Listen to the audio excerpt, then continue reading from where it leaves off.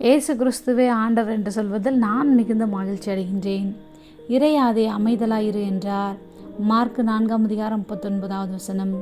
அவர் எழுந்து காற்றை அதட்டி கடலை பார்த்து இறையாதே அமைதலாயிரு என்றார். அப்பொழுது காற்று நின்று போய் மிகுந்த அமைதல் உண்டாயிற்று. மற்றவர்களுடைய வார்த்தைக்கு நாம் இரையாகாமல் இருக்க வேண்டுமானால் இறைவனது வார்த்தைக்கு இசைந்து செவி கொடுக்க வேண்டும். அவர் நம்முடைய சூழ்நிலைகளை பார்த்து இறையாதே அமைதலாயிரு என்று சொன்னால் எப்படிப்பட்ட அமைதியற்ற மனதும் சூழ்நிலைகளும் ஒரு நொடி பொழுதில் மாறிவிடும். அது அவரால் மாத்திரமே கூடும். நம்முடைய எல்லா பிரச்சனைகளிலும் அவரே உடன் இருக்கிறார் என்பதற்கு வேதத்தில் அநேக சாட்சிகள் இருக்கின்றது.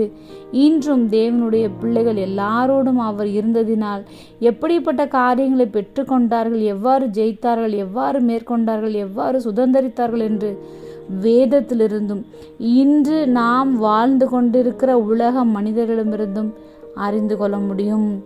இன்று இயேசு கிறிஸ்து உங்கள் வாழ்க்கையில் செய்வதறியாத தவிக்கின்ற நேரத்தில் உங்களை கைவிடாத நேசராக இருக்கிறார். அவர் நம்மோடு கூட இருக்கிறார். உணர்ந்து கொண்டாலே ஓயாமல் புலம்பிக் கொண்டிருந்த நம்முடைய பிரச்சனைகள் ஓய்ந்து போய்விடும். ஆண்டவராகிய இயேசு கிறிஸ்துவால் நமக்கு அன்பையும் அமைதியையும் ஆறுதலையும் ஆற்றலையும் கொடுக்க முடியும். உங்களுடைய பிரச்சனைகளை பார்த்து பயப்படாமல் சொல்லுங்கள், இறையாதே அமைதலாயிரு, இயேசு என் அருகில் இருக்கிறார், எனக்காக யாவையும் செய்வார்.